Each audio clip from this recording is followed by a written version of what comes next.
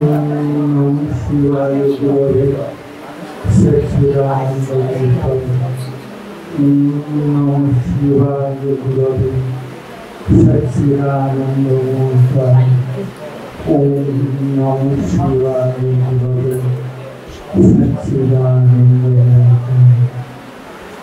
আমার জীবনের কথা আছে একটা you cannot point to without space মানে অনেকগুলো বিন্দু যোগ করে করে একটা লেখা হচ্ছে তা কিন্তু নয় অথবা বিন্দুর অবস্থান কেবল আছে দৈর্ঘ্য প্রস্থ বেগ নেই এটা নয় যত ছোটই হোক একটা বিন্দু কিছুটা স্পেস কিছুটা আয়তন তার থাকে আয়তন মানে কিছুটা স্থান অধিকার করে এরকম ভাবে বিচ্ছিন্ন ভাবে কতগুলো কাজ কিছু মানুষ বা কিছু কর্মপ্রেরণা অথবা কিছু আদর্শ সেগুলো রাখা হয়েছে এবং সেগুলো একটা জায়গায় যোগ করে জীবন চলছে এভাবে কিন্তু পাই না এবং এইভাবেই সব কিছু আমরা আসলে বোঝার চেষ্টা করি সেটা চলবে না যোগ করে করে জোড়া দিয়ে কিছু হয় না হাতের সঙ্গে পা তার সঙ্গে মাথা তার সঙ্গে সব কিছু যোগ করে তো শরীর হয় না মন হয় না কিছু হয় না রবীন্দ্রনাথ ঠাকুর যখন ছোট ছিলেন তখন তার বাড়িতে শিক্ষকরা আসতেন তো একদিন সেই শিক্ষক আমাদের শরীর বৃত্ত করে শিখতে হতো শরীর শিক্ষা তো তুমি বললেন যে দেখো একটু ভোকাল কর্ড আছে কিছু একটা আছে এখানে ওই কণ্ঠ ওর দিকে আমরা কথা বলি তখন রবীন্দ্রনাথ পরে দিচ্ছে যে আমি তো শুনে অবাক হইয়া গেলাম আমি জানিতাম সমস্ত মানুষটাই কথা কয় এরকম কালে আমরা একসঙ্গে সবকিছু হয় এটা প্রায় হইতে বসেছে যোগ করে করে যোগ করে করে এইভাবে আমরা করার চেষ্টা করি এটা থেকে কিছুটা আমাদের সরে আসতে হবে যে আমরা যেখানেই থাকি যে কর্মই করি না কেন সবসময় লক্ষ্য করবে যদি আমাদের স্বাভাবিকভাবে ছেড়ে দিই যে আমাদের কিছুটা এক্সপানশন কিছুটা যেন বর্ধিত হবার চেষ্টা থাকে কিন্তু তার উল্টোটা হয় যে প্র্যাকটিক্যাল হতে হবে সীমার মধ্যে আসলে ঠিক আছে মানে বাড়া তো দূরের কথা সেই সীমাগুলোকে আরো ছোট করে আনার চেষ্টা করতে হবে তাকে বলতে হয় যে আমরা প্র্যাকটিক্যাল হয়েছি ফলে প্রত্যেকেরই নিজের জীবন বৃত্তগুলো ছোট্ট ছোট্ট ছোট ছোট হয়ে গেছে তার ফলে বিচ্ছিন্নতা বাড়ে আর যদি স্বাভাবিকভাবে আলো যেমন ছড়িয়ে যায় চাঁদের আলো সূর্যের আলো তারার আলো আমাদের লঙ্ঘনের আলো পর্যন্ত সেই আলোগুলোর মধ্যে পরস্পর প্রশ্ন যোগসূত্র থাকে আমাদের শরীরের কথা তো ছেড়ে দাও মনগুলো যখন প্র্যাকটিক্যাল হতে গিয়ে বৃত্তগুলোকে ছোট্ট ছোট্ট করে নেওয়া হচ্ছে ফলে বিচ্ছিন্নতা বাড়বে সেই জন্য দেখা যাচ্ছে যে যারা আমার আশ্রম যাকে বলি সেখানে যাওয়া আসাও কিছু কমছে মানুষজন নিজের মধ্যে আমি বলছি যে নিজের কথা ভাববে না নিশ্চয়ই ভাববে নিজের এক্সপানশন নিজের বিস্তৃতি সেটা যে আমাদের মন সবসময় চাইছে সেটাও করতে হবে এখানে একটা সাবধান হতে হবে যে নিজের বিস্তৃতির একটা মাপে আছে প্রকৃতি আমাদের বোঝায় যে এতদূর কর এখন তারপরে বাড়িনি কিন্তু বিস্তৃতি করতে গেলে আমরা এতটা বিস্তার করে ফেলি নিজেকে যে সেখানে আবার পরস্পর সংঘাত থেকে যায় এতদূর বাড়িনি যে তখন আরেকজনও বাড়ছে একটা সংখ্যার মধ্যে থেকে যায় স্বামী বিবেকানন্দ বলছেন যে এই জগতে আমরা যখন উৎসাহ সহকারে কাজ করতে আরম্ভ করি তখন প্রকৃতি পদে পদে আমাদের বাধা দিয়ে থাকেন লক্ষ্য করবে তো মন দিয়ে যদি তুমি কাজ করা শুরু করো কিছুর মধ্যে কিছুতে বাধাগুলো এসে পড়বে ওটা নিয়ম হচ্ছে এবং নিয়মটা খারাপের জন্য নয় এবং তার ফলে আমরা বুঝতে পারি কোথায় কাহার স্থান সুতরাং প্রকৃতি যেরকম বিধান করে তার বিরুদ্ধে যাইয়া কোনো ফল নাই কিন্তু প্রকৃতি কখনো বলেননি যে তুই কিছু করবি না ওই যেহেতু খুব বেশি পরিমাণে হাত পা ছুটতে গিয়ে আমরা পরস্পরের গায়ে আঘাত না করে ফেলি সেজন্য আমরা একটা সংযমে রাখেন ভগবান যিশু বলছেন বিছানা অনুসারে পা মেলো বলেন যে বিছানায় উঠবে না কাতর নয় ছোট খাট ছোট বিছানা হলে একটু মুখে করে শুলে পড়ে ঠিক আছে বিরাট বড় বিছানায় হাত পা ছড়ানো যায় সেরকম আমাদের দেখতে হবে যে কোথায় কতদূর আমরা করতে পারি এবং একেবারে সংকুচিত না হয়ে গিয়েও একবারে বিস্তারিত না হয় যে আমাদের নিজেদের একটা সাধারণ বুদ্ধি ও প্রকৃতি আমাদের বোঝা, তার মধ্যে কাজ যদি করে যায় কাজে কোনো রকম ফের হয় না।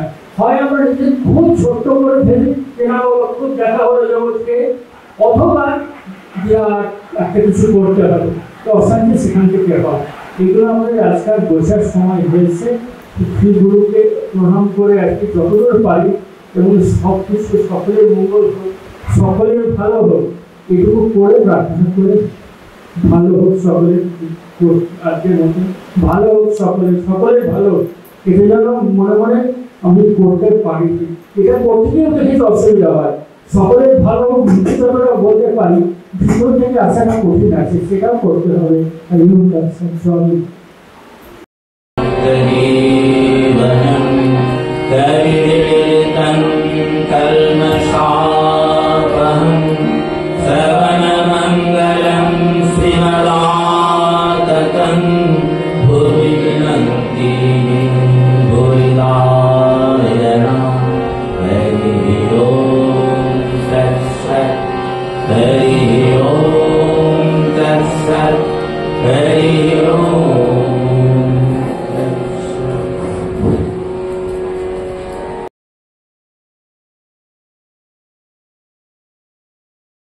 রামকৃষ্ণ কথামৃতের দ্বিতীয় খণ্ডে নবম পরিচ্ছেদ পাঠ করেছি।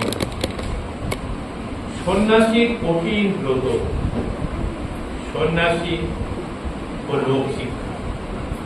ঠাকুর গঙ্গার ধারে গোল বারান্দায় বসে আছে, কাছে বিজয়, ভবনাথ, মাস্টার, কেদার প্রভৃতি ভক্তগণ। ঠাকুর একবার বলিতেছেন, হে কৃষ্ণ চৈতন্য, শ্রী রামকৃষ্ণ, বিজয় প্রভৃতি ভক্তদের প্রতি। পরে নাকি অনেক পরিণাম হয়েছে, তাই খুব জমে গেল ভবনাথ। তাতে আবার সন্ন্যাসীর কথা। শ্রী রামকৃষ্ণ, আহা কি ভাব! এই বলিয়া গান ধরিলেন। প্রেম ধন বিলায়ে পোড়া দায়, প্রেম কলসে কলসে ঢালে তবু না পুরায়। চাঁদ নিতাই ডাকে আয় আয়, চাঁদ গৌর ডাকে আয়। ওই শান্তিপুর ডুবু ডুবু নদে ভেসে যায়।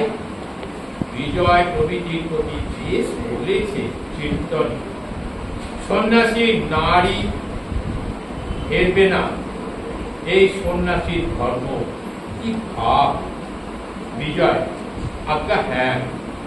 শ্রীরামকৃষ্ণ, সন্ন্যাসীকে দেখে তবে সবাই শিখবে। তাই কত কঠিন নিয়ম। নারীর চিত্রপট পর্যন্ত সন্ন্যাসী দেখবে না, এমনই কঠিন নিয়ম। কালো পাঁঠা মার সেবার জন্য বলি দিতে হয়, কিন্তু একটু ঘা থাকলে হয় না। রমণী সঙ্গ তো করবে না, মেয়েদের সঙ্গে আলাপ পর্যন্ত করবে না। বিজয়, ছোট্ট হরিদাস ভক্ত মেয়ের সঙ্গে আলাপ করেছিল। চৈতন্যদেব হরিদাসকে ত্যাগ করলেন। পূর্ব কথা, শ্রী রামকৃষ্ণের নামে মারোয়ারির টাকা ও মথুরের জমি লিখিয়া দেবার প্রস্তাব। শ্রীরামকৃষ্ণ সন্ন্যাসীর পক্ষে কামিনী আর কাঞ্চন যেমন সুন্দরীর পক্ষে তার গায়ে ভোটকা গন্ধ ও গন্ধ থাকলে বৃথা সন্দেহ। মারোয়ারি আমার নামে টাকা লিখে দিতে চাইলে, মথুর জমি লিখে দিতে চাইলে তা লোকে পারলাম না। সন্ন্যাসীর ভারী কঠিন নিয়ম। যখন সাধু সন্ন্যাসী সেজেছে, তখন ঠিক সাধু সন্ন্যাসীর মতো কাজ করতে হবে। থিয়েটারে দেখো নাই, যে রাজা সাজে সে রাজাই সাজে, যে মন্ত্রী সাজে সে মন্ত্রী সাজে। একজন বহুরূপী ত্যাগী সাধু সেজেছিল। বাবুরা তাকে এক তোড়া টাকা দিতে গেল, সে মুহু করে চলে গেল। টাকা ছুলেও না, কিন্তু খানিক পরে গা হাত পা ধুয়ে নিজে কাপড় পরে বললে, কি দিচ্ছিলে? এখন দাও। যখন সাধু সেজেছিল তখন টাকা ছুঁতে পারে না, এখন চালানা দিলেও হয়, কিন্তু পরমাংশ অবস্থায় বালক হয়ে যায়। 5 বছরের বালকের স্ত্রী পুরুষ জ্ঞান নাই, তবু লোক শিক্ষার জন্য সাবধান হতে হয়। শ্রীযুক্ত কেশব সেনের দ্বারা লোক শিক্ষা হলো না কেন?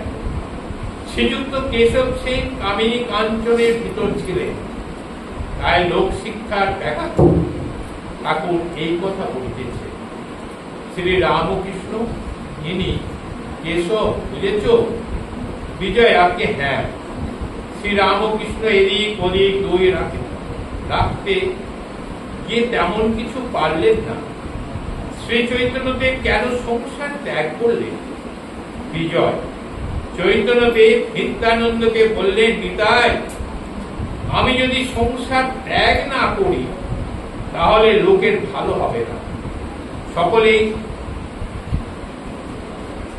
সকলেই দেখা দেখি সংসার করতে চাইবে, কামিনী কাঞ্চন ত্যাগ করে হরির পাদপদ্মে সমস্ত মন দিতে কেউ চেষ্টা করবে না।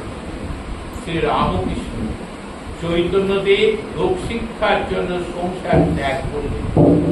সাধু সন্ন্যাসী নিজের মঙ্গলের জন্য কামিনী কাঞ্চন ত্যাগ করবে, আর নির্লিপ্ত হলেও লোক শিক্ষার জন্য কাছে কামিনী কাঞ্চন রাখবে না। নাসিক সন্ন্যাসী জগৎগুরু, তাকে দেখে তবে তো লোকের চৈতন্য হবে। সন্ধ্যাগত প্রায় ভক্তেরা ক্রমে ক্রমে প্রণাম করিয়া বিদায় গ্রহণ করিতেছে। বিজয় কেদারকে বলিতেছে, আজ সকালে অর্থাৎ ধ্যানের সময় আপনাকে দেখেছিলাম, গায়ে হাত দিতে যাই কেউ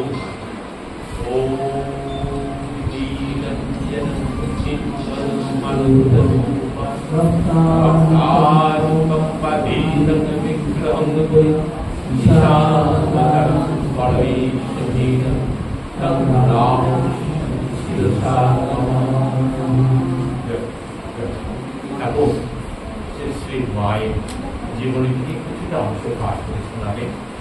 আজকে আমাদের এখানে উপস্থিত হয়েছে সেটা হচ্ছে ব্রহ্মচারিণী मीना राय।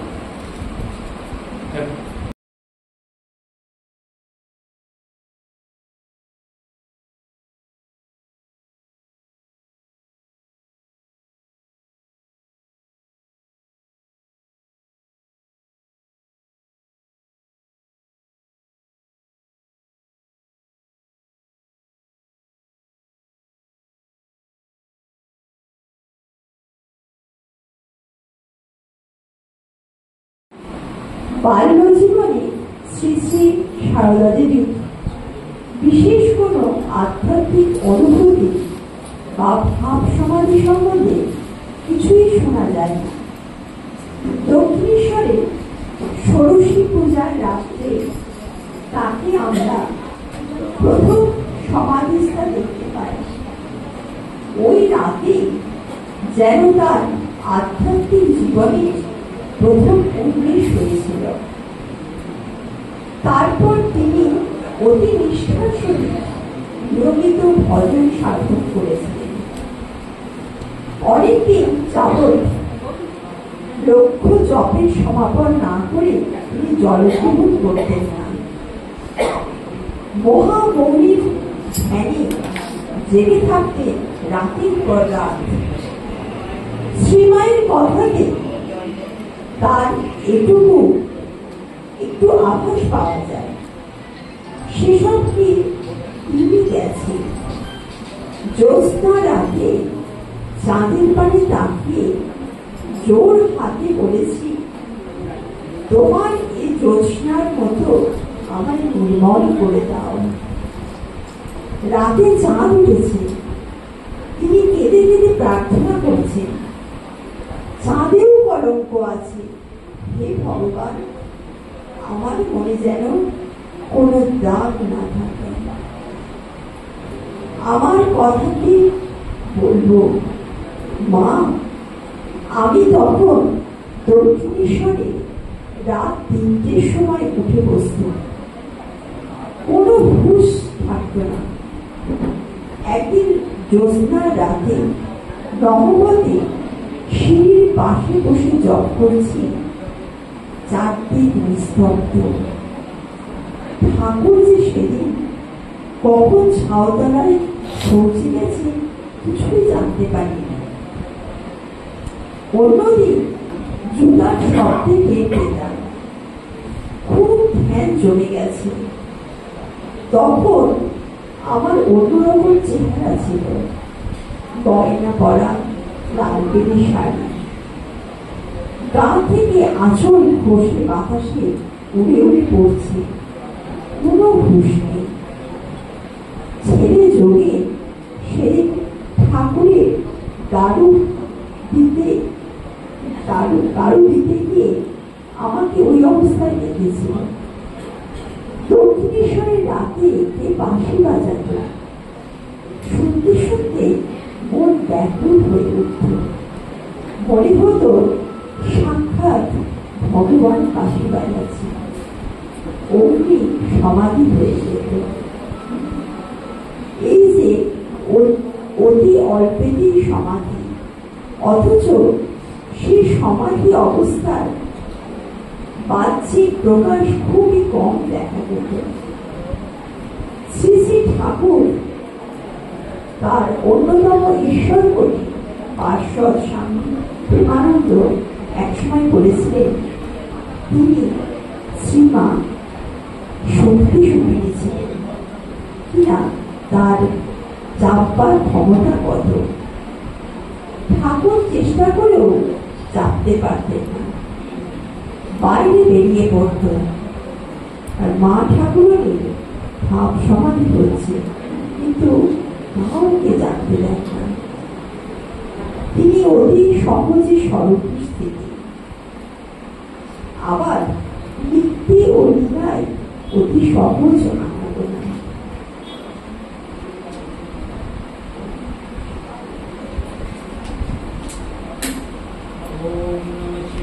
गुरुदेव सच्चिदानंद मूर्ते ओम नमः शिवाय। गुरुदेव सच्चिदानंद मूर्ते ओम नमः शिवाय। गुरुदेव सच्चिदानंद मूर्ते।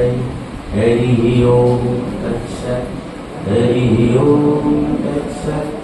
हरि ओम तत्सत्।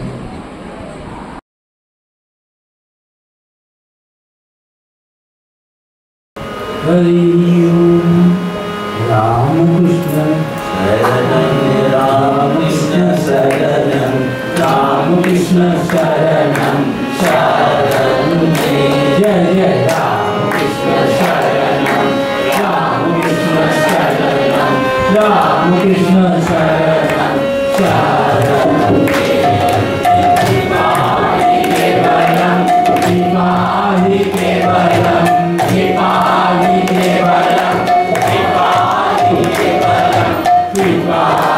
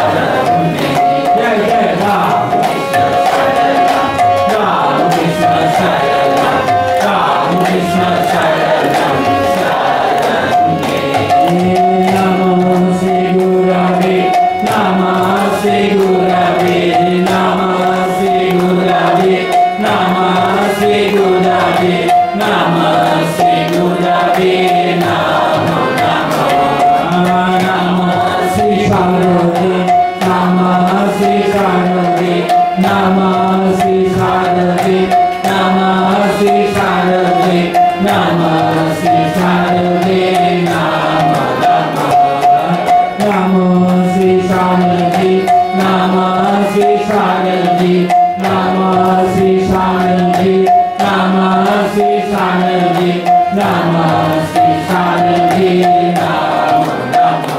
Jai Jai Rama Krishna Sharanam, Rama Krishna Sharanam, Rama Krishna Sharanam, Sharane, Sharanagatam, Sharanagatam, Sharanagatam, Sharanagatam, Sharanam Krishna Sharanam, Sharane, Jai Jai Rama Krishna Sharanam, Rama Krishna Sharanam, Rama Krishna Sharanam, Sharane, Jai Jai Rama Krishna Sharanam, Rama Krishna Sharanam, Rama Krishna Sharanam, Sharane,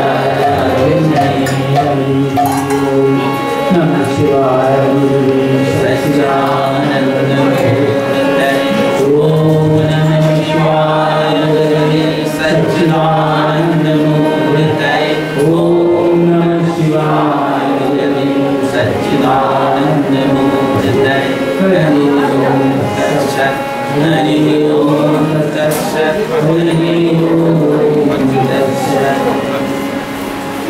Sat.